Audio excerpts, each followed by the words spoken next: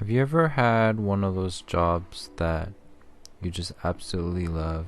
You would put all your time and effort and money into it to try and make it the best thing possible for yourself as well as the people that you're serving it to.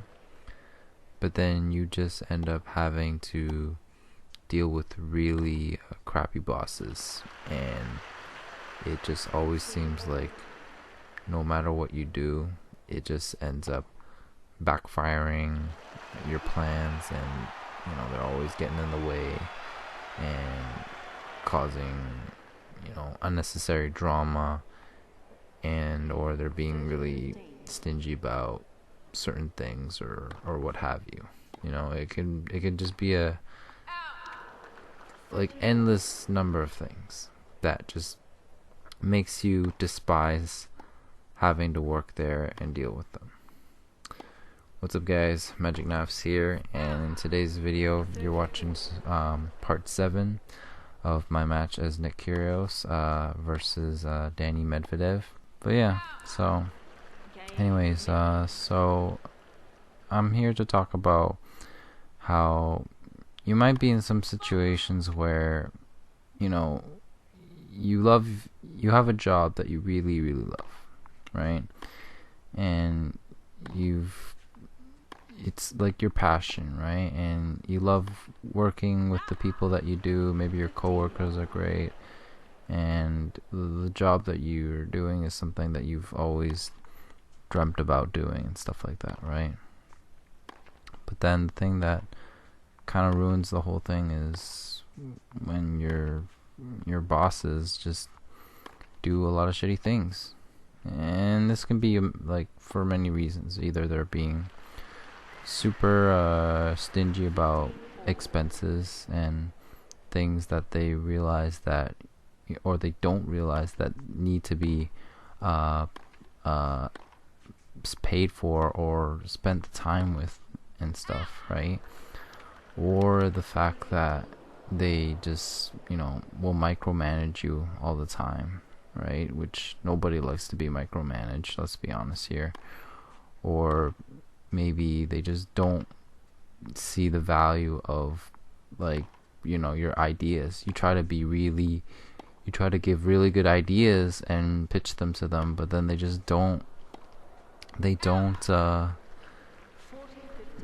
they'll just always trash them, right?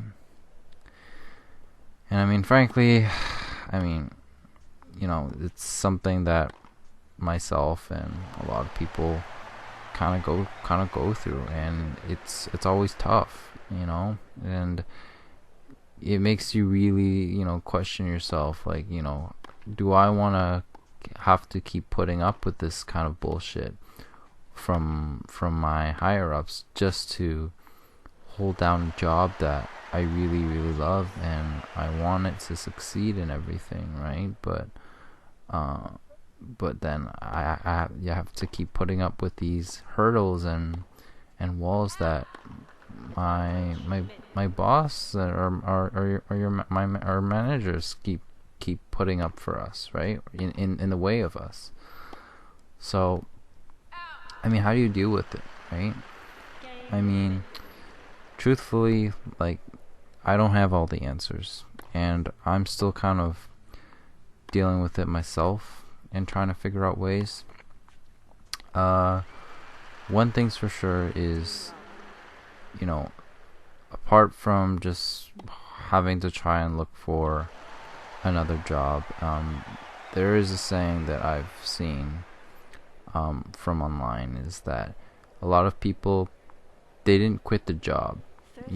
They actually ended up quitting their bosses because their bosses were crap.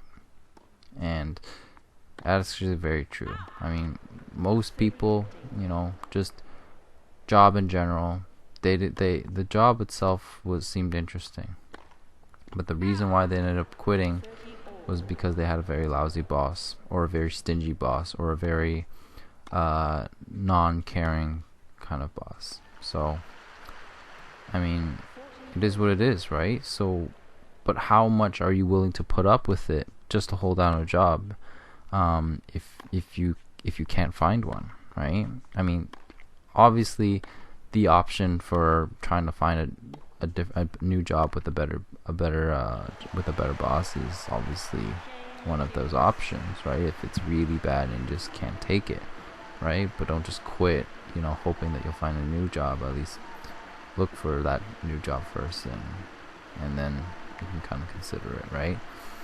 But you can also look at the situation like, is there anything I can do? Can I look at myself and see if there's anything that I can do to avoid confrontation with my bosses, right?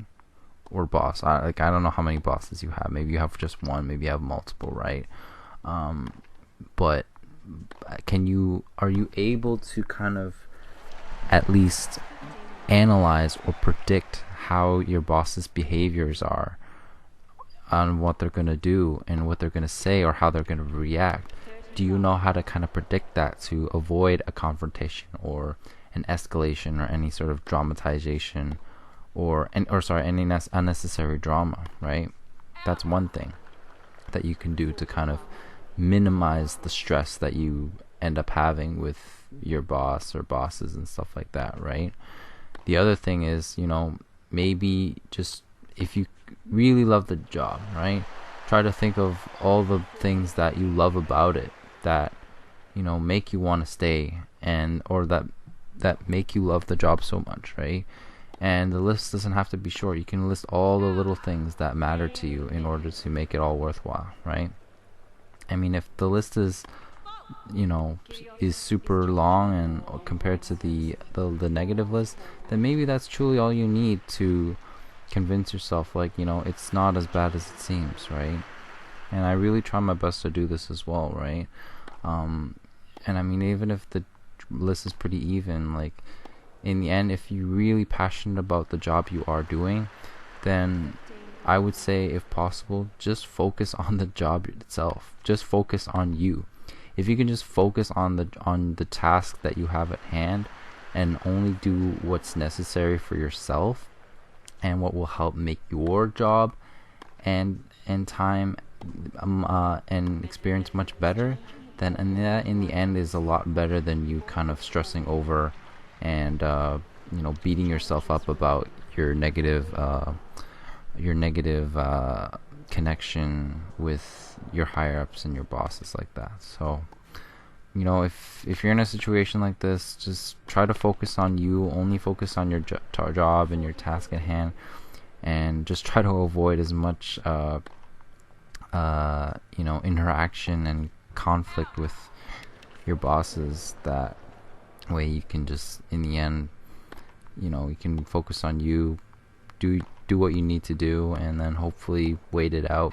Maybe things will get better at the end, but until you can hopefully find another job, if need be, if it just doesn't get any better, then sometimes you just do what you can, right? Or if possible you find that new other job, then you can hopefully make your time worthwhile in a much better working environment. But yeah, those are my thoughts, guys. Let me know what your thoughts in the comments below. Thanks for watching, and hope to see you guys in my future videos. And remember, you should always be the one in control of your career and your life choices. Don't let anybody else dictate that. Take it easy, guys. Peace out, guys.